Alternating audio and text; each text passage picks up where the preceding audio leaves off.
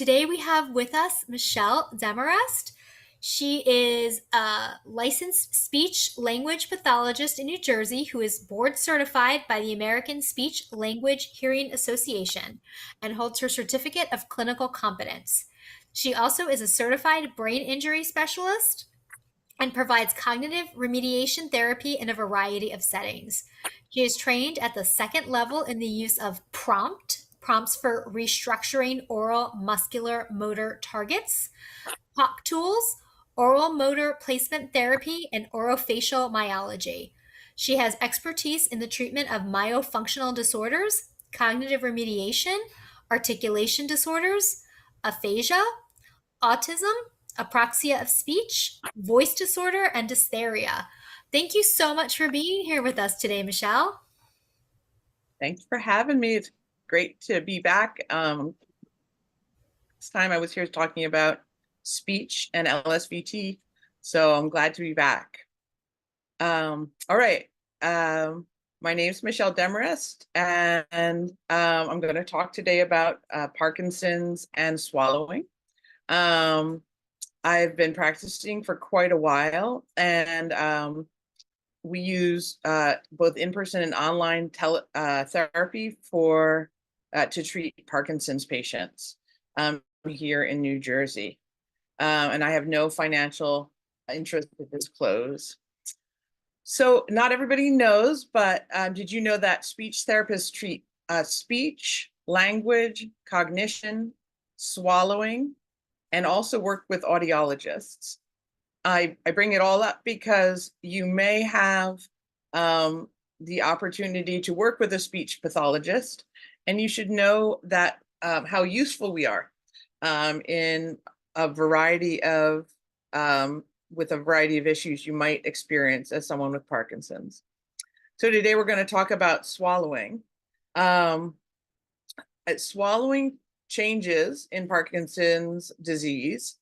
And some of the changes you might see are chewing for longer than usual, having food or drink fall out of the mouth, difficulty using your tongue to move food around, difficulty initiating a swallow, just like difficulty initiating other things as well. Feeling like food or liquid is stuck in your throat, coughing and choking, drooling, difficulty physically feeling what you're inside your mouth, what you're eating. And you may experience, weight loss or dehydration or malnutrition. So, I'm sorry. The reason we are presenting this is because if the disease has progressed and you're not getting treated for having difficulty swallowing, then you may end up with aspiration pneumonia. And this is a type of pneumonia that is caused by something other than air being inhaled into your lungs. And this could include saliva, food, liquid, vomit, or even other objects. It causes inflammation in the lungs air sacs, and then that gets infected. So some of the symptoms include chest pain and the rest of the stuff listed here. You should be aware of it because you don't want to get it, and you often end up in the hospital if this happens. But the treatment depends on the severity, and it is treated with antibiotics. There are other types of pneumonia as well, but it's something to be aware of now, so that you take care of getting any you can get for pneumonia, which would be a viral pneumonia, and also to start just paying attention to your swallow and taking precautions to make sure that it doesn't happen. So aspiration is when the food or liquid goes into the lungs. And there are certain factors that might increase the propensity for you to have aspiration when you're dependent on others who may be feeding you, dependent on others for oral care and oral health, less mobility, a weak or reduced cough or reduced respiratory health, multiple medical conditions and overall frailty, and the type and amount of things that you might aspirate. And we'll talk more about that later. There are worse things to sort of get into your lungs and better things. And so you can see the three pillars that might lead to aspiration, pneumonia. See, sorry. Good. So what does a speech language pathologist do in this case? An SLP will evaluate your swallowing by providing you with various consistencies of liquids and solids. And if there were concerns that SLP sees, they may suggest that you get a more technical test. That test is called a modified barium swallow study, or also a video endoscopic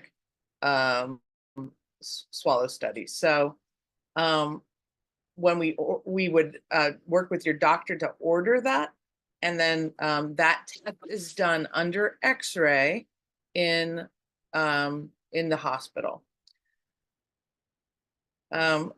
This is the video fluoroscopic swallow study, or the modified barium swallow study. This is the test that we're talking about that we would do if the speech pathologist feels that it's necessary.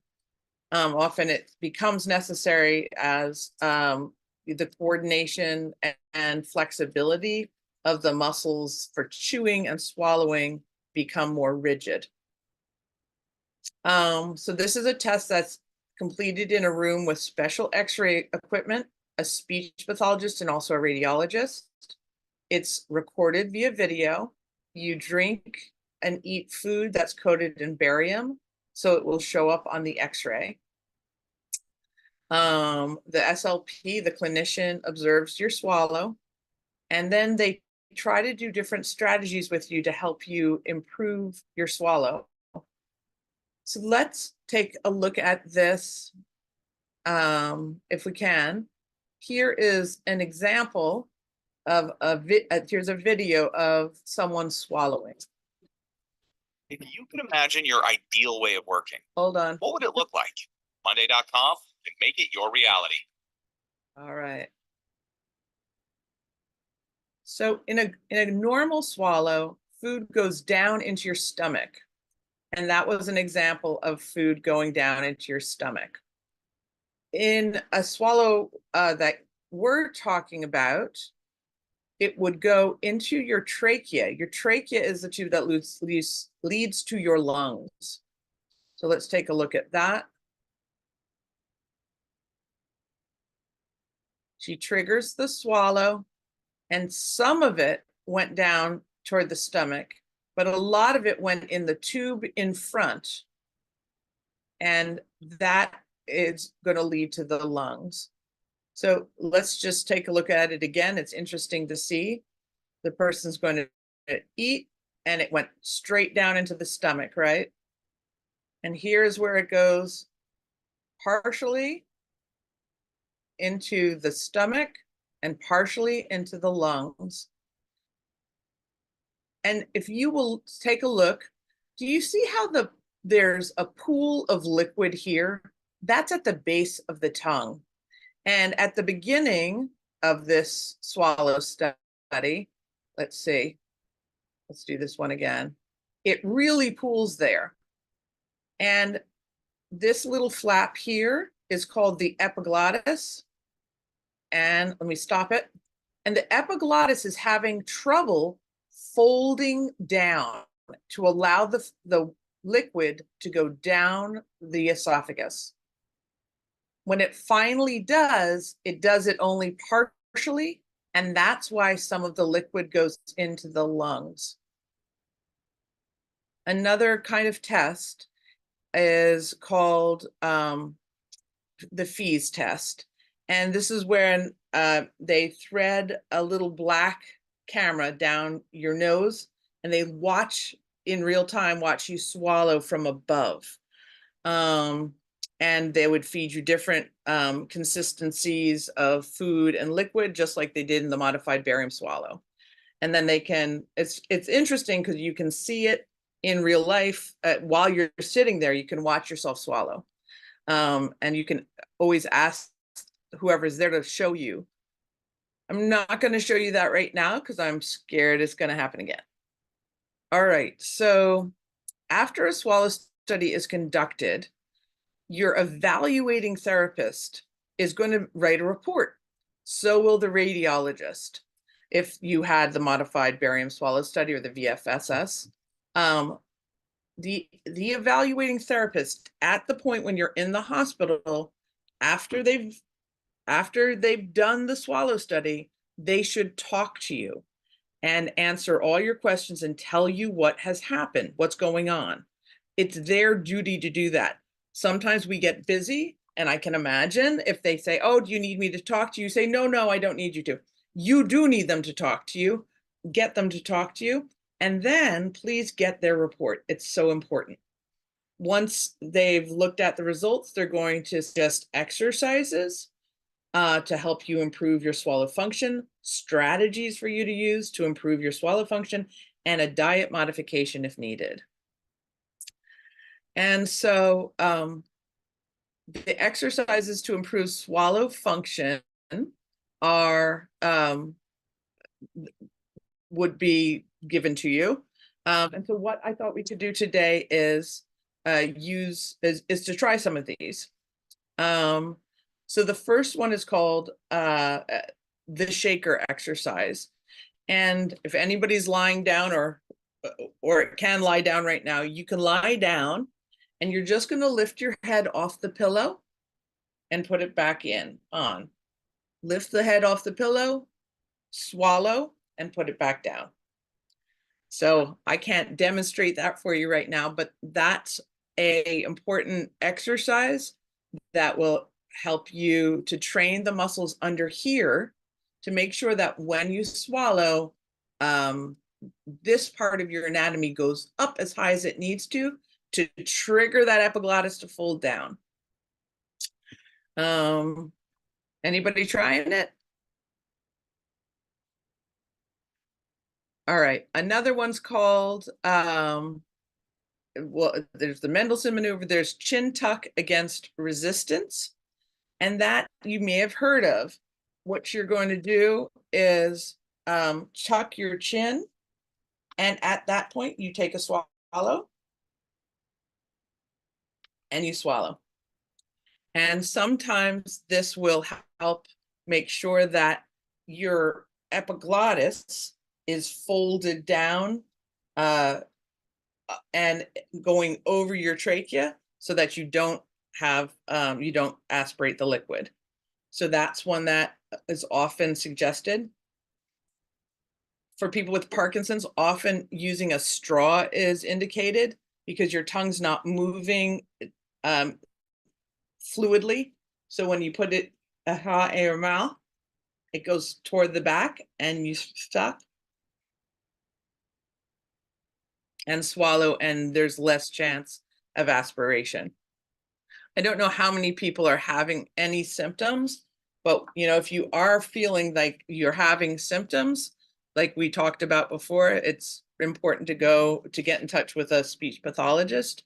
And you can be seen in person. You could even be seen online if necessary to get a swallow study, a bedside swallow study done.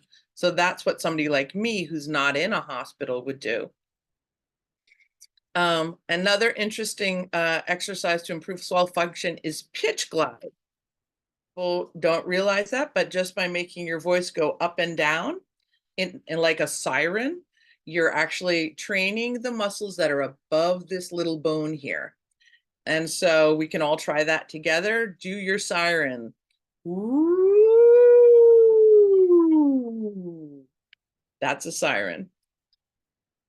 I don't know if we can unmute everybody, but it would be great to hear everybody try to do a siren.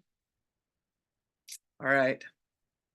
An effortful swallow is another way to do it. You push down on like the chair you're sitting in, like this, and you swallow, and it's very effortful when you do that. And that helps trigger things and gets that epiglottis to fold. And then there's something called expiratory muscle strength training, which is a newer thing they've come up with. And I think I may have shown it at the last webinar. It's basically a tool that you breathe in and you breathe out, and you can increase, you start at a low level and then you increase it to a higher level, and it's training your lungs, making sure your lungs are strong enough to expel that fluid if it were to go down into your lungs. Here's some questions. Who needs to see the reports that you might have be generated from the hospital? You and your caregivers need to see those reports for sure. You might be able to get the hospital to give them to you before you leave the hospital. And also you might get a thumb drive that would give us a video. The therapist would love to see that. It'll really change your care. If the treating therapist, someone on the outside, can see what was going on during that test. All right, so that's that. Sorry, this is out of order, but here's some other swallowing strategies. These are not exercises, but strategies. So the swallowing strategies often are taking a bite, then a sip. If you're noticing that food gets caught in your mouth and you feel like it's getting caught in your throat. You can do the chin tuck like we talked about. We can do a double swallow, which means swallow, pause, and swallow again. You can do something called the supraglottic swallow, which is you hold your breath, swallow, cough, swallow again, and now breathe. And then you could do that whole routine again while pushing down on a chair. Yeah, so do you guys, I don't know if everybody's seated and you guys could try it. Why don't we try it? You take a deep breath in, swallow, cough, and swallow again, and now breathe. Very good. All right. Any questions or comments at this point that I need to address? My own questions. One, what does the pushing down do? And then also for the chin tuck, because I tried it, do you need a straw for that? Because I thought, like, how do you tuck and then drink? You had Parkinson's, you very well may need a straw Okay. for that, but you might not. You're using intraoral suction to get it back. You're pushing your tongue up to the roof of your mouth. Mm-hmm. And that's how we all swallow. We lift our tongue to the roof of our mouth. And with Parkinson's, that's why it's so important to continually do the therapy, because we can make sure that that tongue's still getting to the roof of the mouth. As soon as that stops happening, we're at a deficit. So that's for the chin tuck. Mm-hmm. And then your other question? Push down.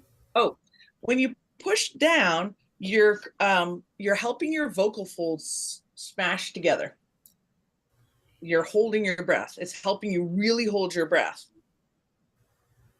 And you can feel it, right? Right about here. Yep. And so when you're holding your breath, your vocal folds are together and they're creating a barrier so the liquid can't get past them. Mm-hmm. Or the food can't get past them and go into the lungs, because the vocal folds are just on top of the lungs in the trachea. Does that make sense? Yes. Then one other question. Yeah. Does it matter if you have saliva saved up while doing these exercises? Yeah, it does. And so it depends which one we're doing. These are the strategies, and then the exercises are the other ones.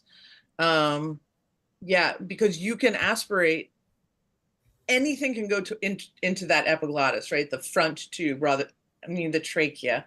Sorry, anything can get into the trachea if things aren't working right. And so saliva can also. Now, saliva, well, we'll get to it next, but saliva and water are now that they've done the research, they found that they're less likely to cause pneumonia. So let's get through the modifications, and then I'll tell you about the free water technique. All right, here are the diet modifications. This is this is the International Dysphagia Diet. Dysphagia is not being able to swallow right or chew right. And there are different levels of food and different levels of drink. And so the 7 food levels are regular, soft and bite-sized, minced and moist, pureed, and sorry, I gotta move my, can you guys see everything on my screen, including the people? Okay, liquidized. So those are, and then we haven't listed the other ones, but those are the ones that most people would use. And then for drink levels, thin, slightly thickened, mildly thickened, moderately thickened, and extremely thickened. Most therapists will use this, though, and they'll use the international classification, but this is how you'll hear them talk about it. So when we have a liquid, in order to slow its progression down the tract, we might thicken it. And that way it's heavier, and that gives your body time to react. And so thickening helps reduce aspiration risk. You would add cornstarch or some different gums to it. It's available as a thickening agent. You can go to CVS or online. But if you've ever made gravy for your Thanksgiving turkey, you know that you can use cornstarch to thicken that gravy. Same idea. So the regular liquids are thin liquids like this, right? This is not changed at all. And then we can put a little bit of thickening in, and it makes it nectar thick, sort of like a nectar. Next is honey thick, moderately thick, which is pretty thick. And the last is pudding thick. And this is literally as thick as pudding, and it will not allow you to meet your hydration needs. So that's a pretty severe case. Diet modifications, the way we usually talk about it is whether we've chopped or pulverized it. And when we don't have to chew it as much, when there's less effort in chewing it, you would reduce the risk of aspiration. So you could use a knife, a blender, and also you might add thickening agents to this as well, especially if it's like a puree. So we have regular, no changes or adaptations. Chopped, meat would be chopped up. Soft, meat is ground up or pureed. Food is blended into the consistency of applesauce. And so depending on the level of slowness with which your body reacts to swallowing that food, or chewing it, and the level of disorganization, a speech therapist is going to recommend this diet level. You might see it if you are ever hospitalized, but you may also be sent home with it, asked to, you're on a chopped diet. In other words, you're not going to just eat a piece of steak. It's got to be previously cut so that it's safe for you to eat. It's a hard thing to manage in a hospital setting, and of course, people don't like it. But that is part of the job of a speech pathologist, is to get people to see if they can, do these things so that they don't end up, getting aspiration pneumonia or continuing to have it. There's also adaptive feeding equipment. If you see here, you can see a plate guard so that if it's hard to maneuver your fork or spoon, you can push it against the side of the plate. You can use these at home as well. There's lots of different cups and straws out there now that would help you. And we can, if people are interested, we can go through some of those at another time. There's something called Dyson, which is this little blue sticky pad like thing that helps stick your plate to the table or your cup. And then also reminder cards: swallow with purpose, swallow hard, and check your posture. Often with Parkinson's in the later stages, we're going to be forward. And when we're forward like that, that food's going to fall out. And it's very hard to swallow when you're forward like that. You shouldn't try. So those reminder cards remind us to sit up straight, etc. And does anybody have questions on this one? Nope. Okay. All right. Now, this is very interesting, and it's relatively new research. So there's something called the free water protocol. As we get, if you needed to have a modified diet or modified liquids diet, you would feel thirsty. And so that's doesn't bode well for quality of life. But sometimes you can chew on ice cubes, or it sort of depends what your level is. So the free water protocol, or the Fraser free water protocol, is designed for patients to drink water outside of their meal times, even if they require a thickened liquid during meal times. And it's only recommended for people who have enough cognitive function to follow the rules. One is maintaining oral hygiene 2 times daily prior to drinking the water. Drinking the water at least 30 minutes after eating, and not drinking water during meals. And the way this happens, why this works, is that water is a neutral substance that's less likely to cause complications when aspirated. So it's less likely to trigger a pneumonia, just like your saliva.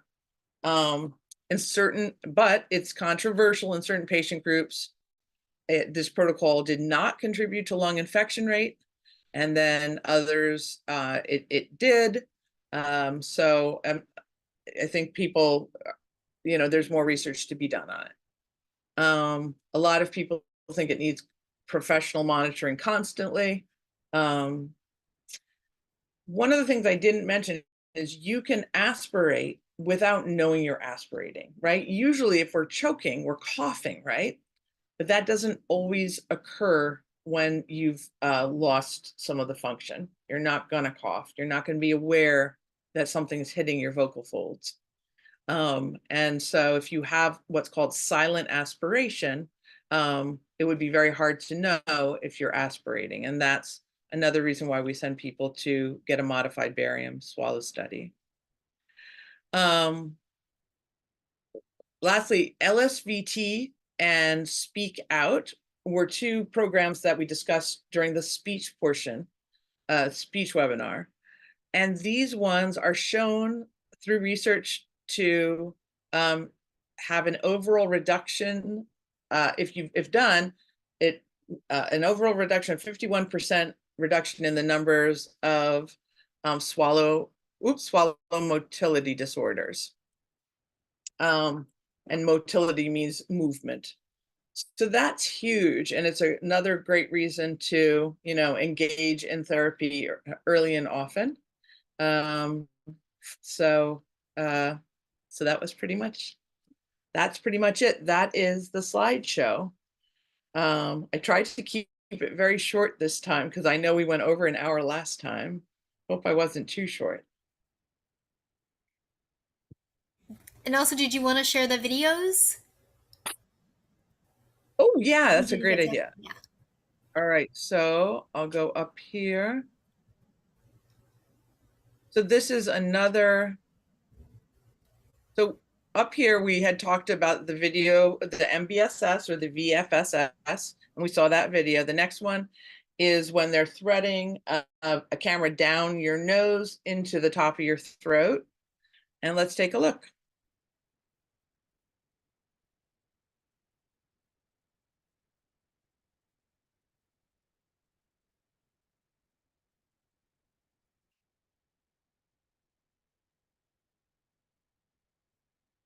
All right, so this is a short video and it's showing somebody swallowing applesauce. The applesauce has been dyed green.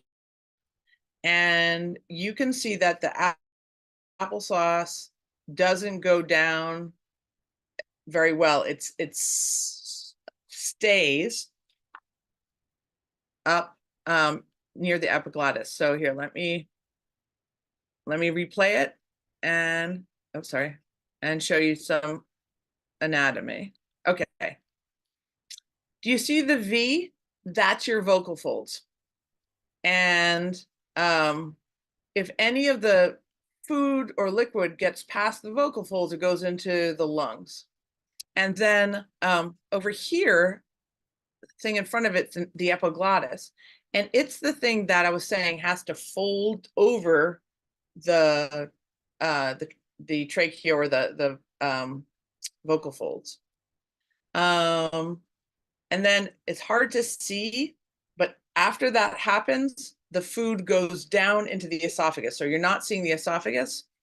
So here, let's play it again. And you'll see when this person attempts to swallow, a lot of food gets hung up.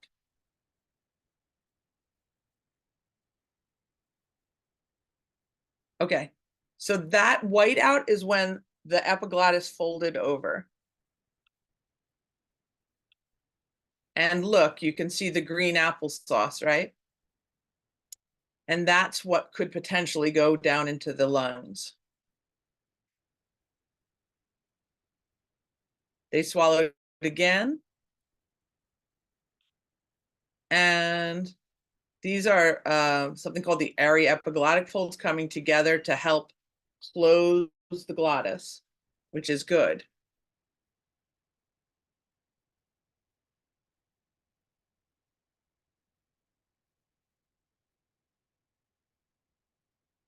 Now, what's about to happen is, did you see that now the green stuff went away? It's because the person took a sip of liquid. When they took that sip of liquid, it helped transport the food down into hopefully into the right place. But we can see exactly what's happening from this bird's eye view.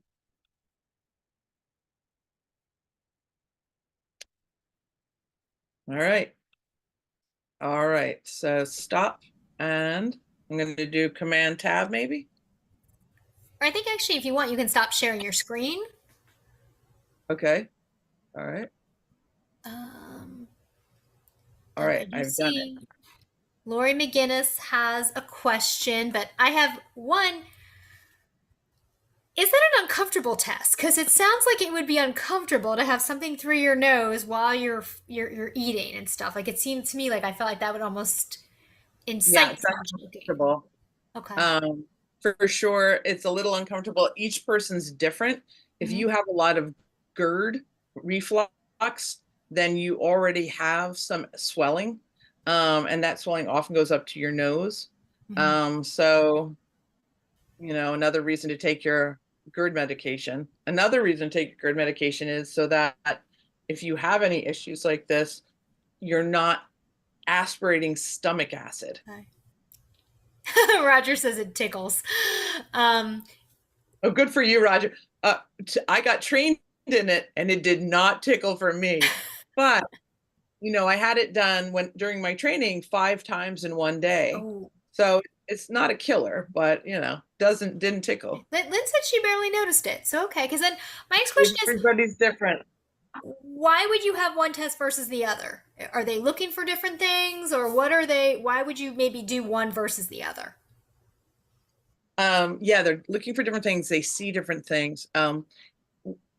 with the modified barium swallow study, you can see the whole person, and you're looking at the tongue. You're looking at the tongue, you're looking at the folding of the epiglottis, but you're not clear on what's happening at the back of, right below the back of the mouth. And this, these lets you see what's happening with these things called the area epiglottic fold. You're seeing where the food gets caught. You couldn't necessarily see that on the modified barium swallow study unless you have them do a specific view where they're looking at you from the front, and not everybody will do that view.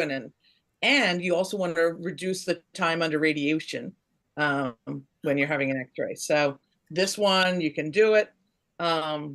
They can also it's just a speech pathologist, and she can more easily have you do some other things too, and try some different strategies.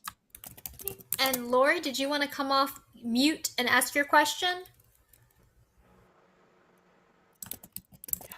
Yeah, I had a question on one of your very early slides that describes some techniques, and that first one was about lying down and raising up your head. Yeah, Could you go over that again? Because it seems opposite to the chin tuck strategy. you're not, yeah, that's an exercise, and what it's doing is training muscles. And so it's training these muscles under your chin, your digastric, your can't think of the other ones. And so what it's doing is improving their coordination and timing.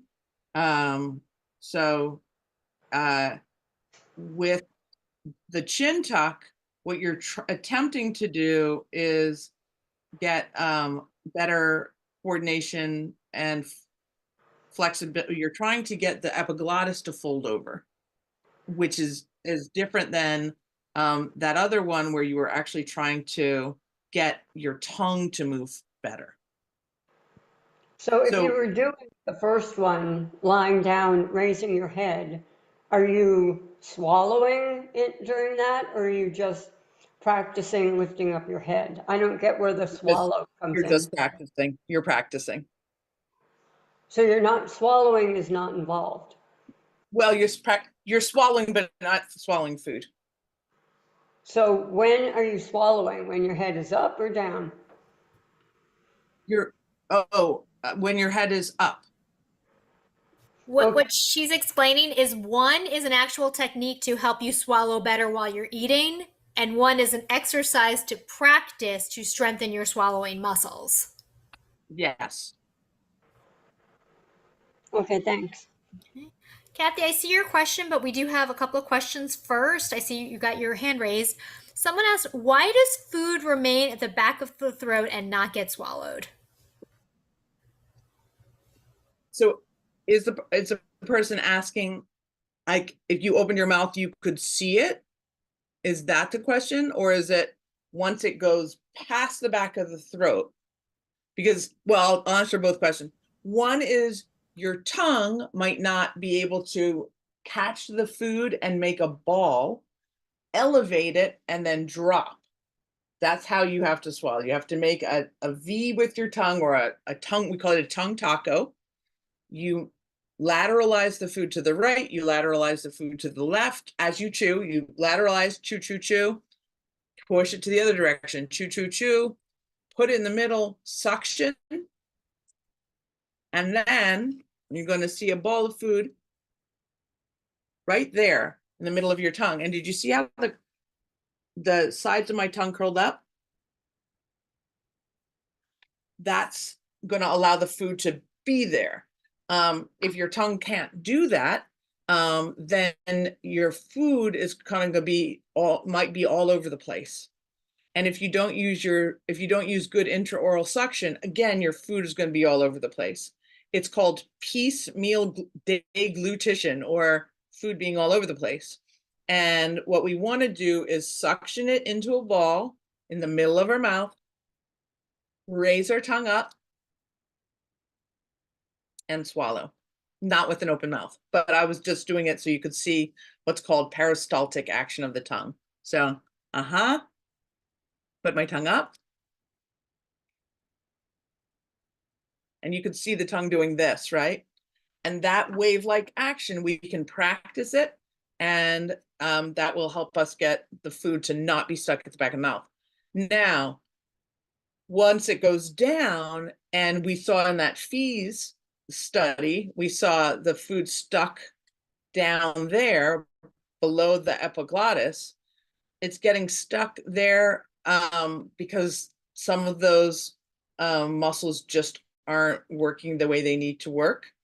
And that's a harder thing to deal with. So We do have a few more questions, but Kathy, did you want to come off mute and ask your question?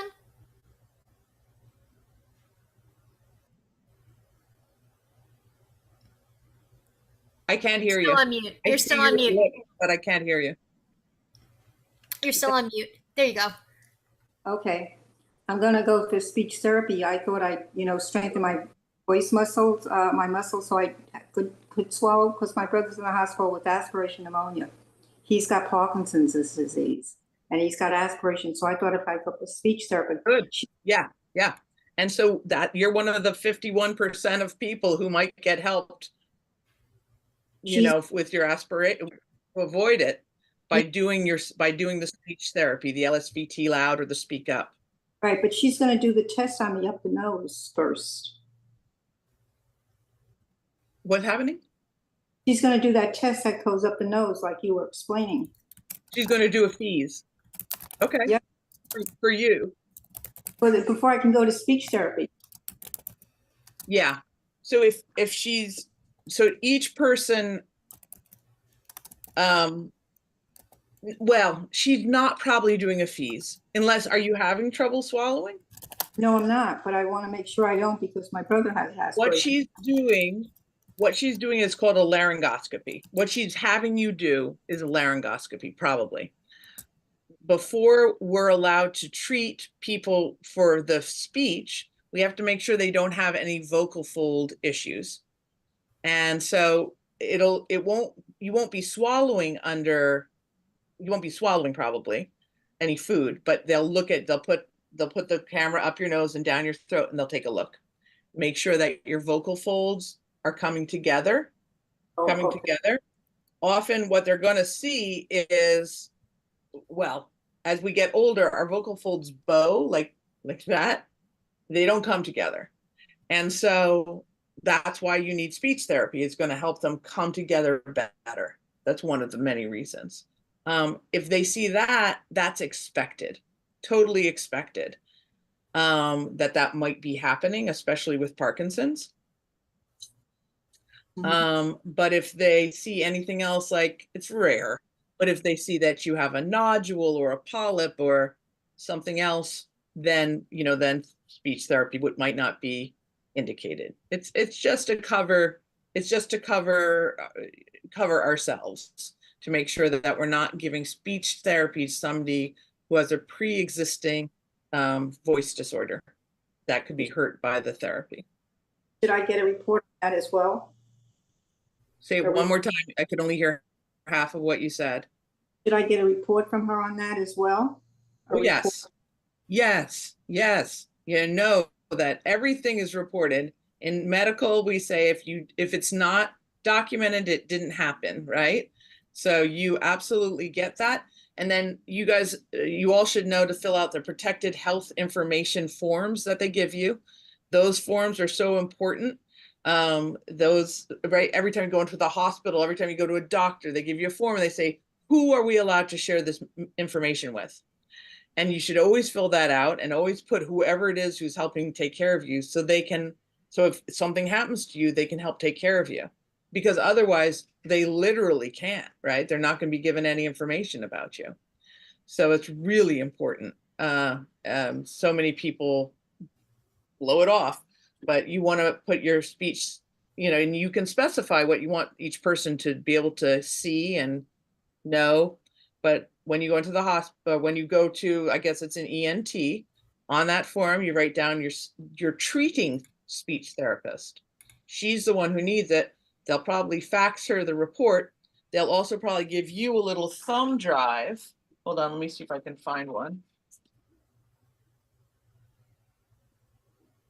I don't see it, but something like this, something like that, a little thumb drive, and that's going to have your video on it.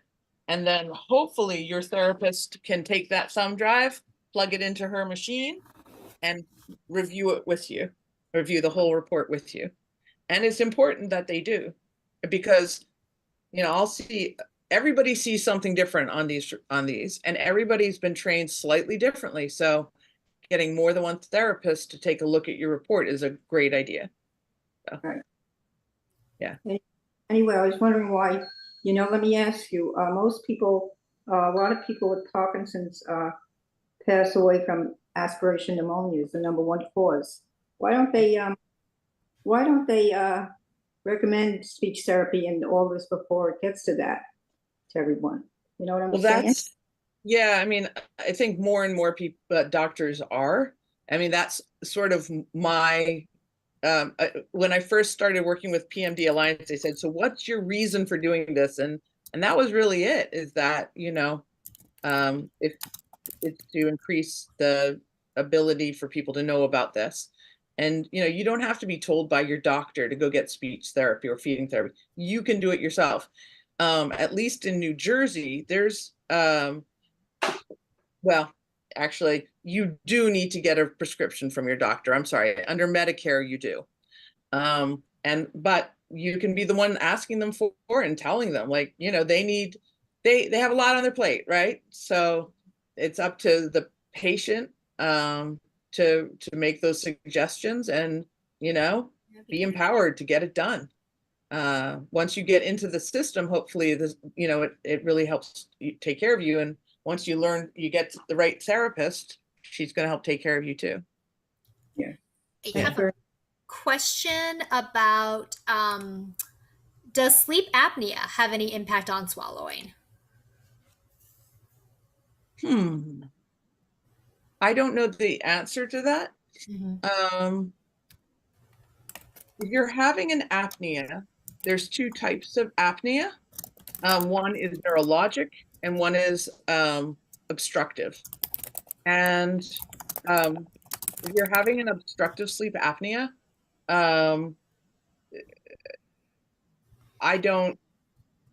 it's conceivable that you might be getting things stored up, like more saliva stored up or more reflux. And then when you start breathing again, it might get into your lungs. But I think most people, when they start breathing again, gasp. And if you're gasping, that hopefully is going to help expel things a little bit more. But I don't know the answer to that. If you're having a neurologic apnea, which is what might be more likely to occur with Parkinson's, that would be a whole nother question again. So ask your doctor.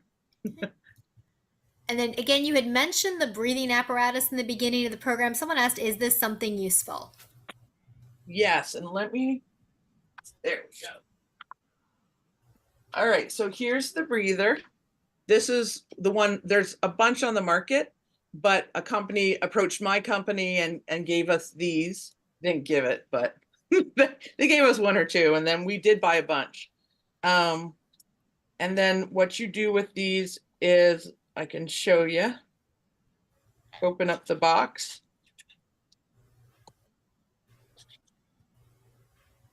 There you go. So this is an expiratory muscle trainer and inspiratory. Inhale means inspiratory, exhale is expiratory. And so when you inhale, you can choose what level, 1, 2, 3, 4, 5, 6. And you're training your lungs to inhale against more resistance. And you just turn it. Or you have somebody else turn it. There you go. Turn it. And you're supposed to breathe in, you're supposed to do 20 inhalations, and then you do 20 or at the same time 20 exhalations, and you do that against resistance as well. And yeah, this is known not only to help your breathing function, but it's helping to, believe it or not, by increasing the strength of your diaphragm, which is a muscle that helps you breathe. That helps to make the small little sphincter, the lower esophageal sphincter, tighter. And when that's tighter, there's less reflux happening. And that's a good thing. And then on top of it, it also will help you cough, because you're going to have more strength to cough. And that will help you if you needed to expel food or liquid from around your trachea. And then you had mentioned in your talk that they don't think the water in the saliva is as linked to the aspiration, linked to pneumonia as they thought. Could you talk a little bit more about that? That what?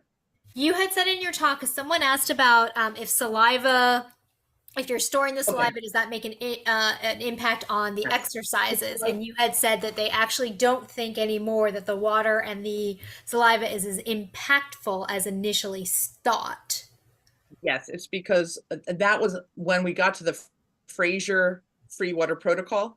Mm-hmm. That is the research done around that mm-hmm. things, items such as water or saliva are neutral, tend to be neutral. And when they enter the lungs, they tend not to cause as many complications. But that is, of course, still being researched. And some people think it's fine. And some people think that's a load of baloney.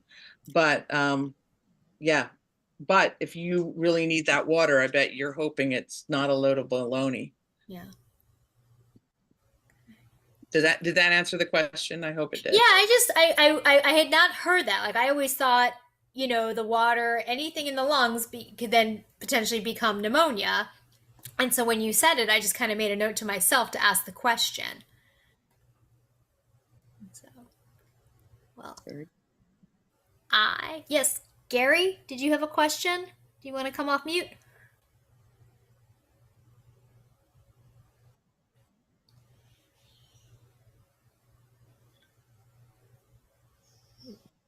There you go. Can you hear me? Yeah, what's your question?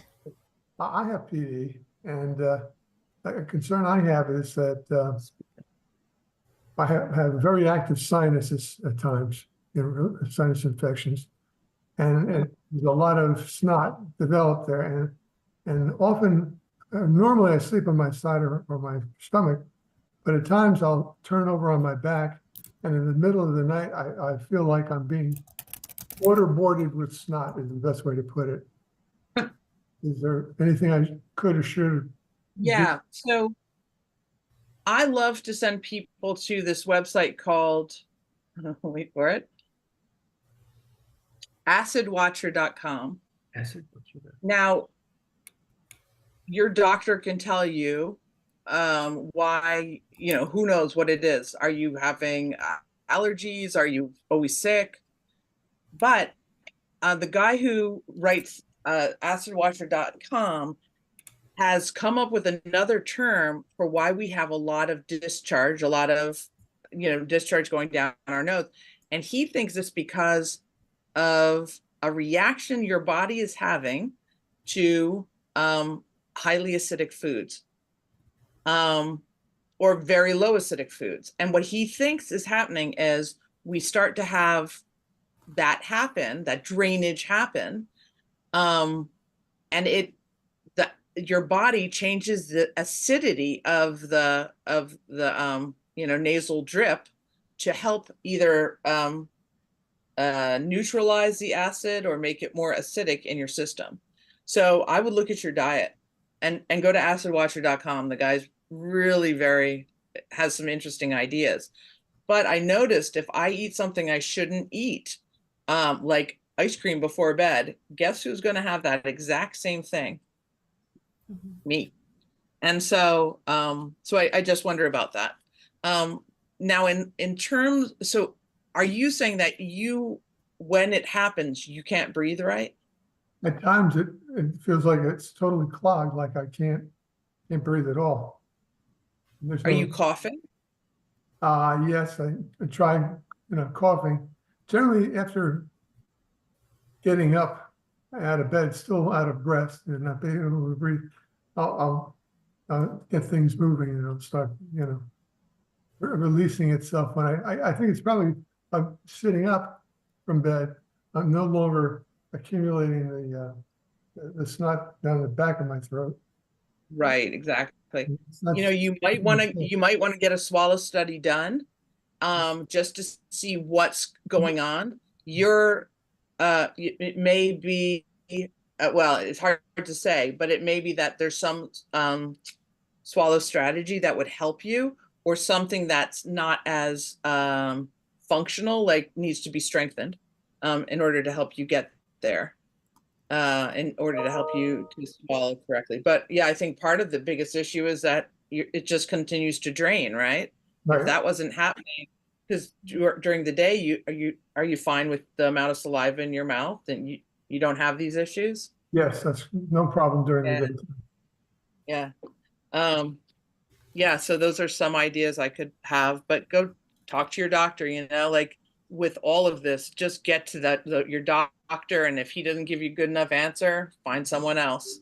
But I would guess that having an actual swallow study done might assist you in knowing more about your condition. So my question only Hey, is. I'm sorry. I do have to cut you off because we are out of time, but somebody did ask, what again is the name of the breathing tool that you showed? The breather. The breather. The breather. And it's a respiratory muscle training device. Perfect. Thank you so much. Thank you so much for giving us your time again, Michelle, because you've really been doing a lot for us lately. As always, at PMD Alliance, we have our wave of gratitude. Thank you so much for being here, for giving us your time, and I hope everybody has a safe holiday tomorrow. Bye, everyone. I thank you.